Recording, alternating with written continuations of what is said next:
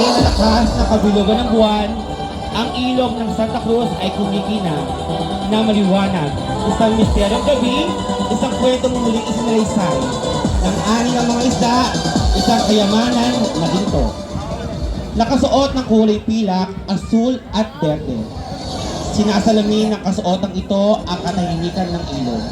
Mga sequin na parang kaliskis, kumikinang na liwanag.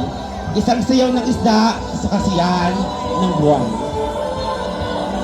Mga umaagos na palad tulad ng mga alon, kunwari ang ilog ng Santa Cruz at mga estay ng isang ahon. Sagana ang mga kamay, walang lambat na nakasampay, isang masaganang regalo na gabing naliliwanagan ng buwan. Maliit man o malaking isda, ang kabuhayan ay sumasagay. Ang mga tao ay nagagalak sa pagdiriwang. Pagdupugay sa kabulugan ng buwan at sa ilog ng kanilang mahal na kabuhayan.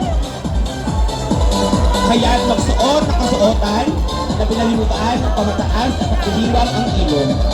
Ang masaganang tubig nito sapagkat sa kaibuturan nito ang isang kwento ay patuloy na sinasalisay ng buhay na kultura sa ilalim ng araw.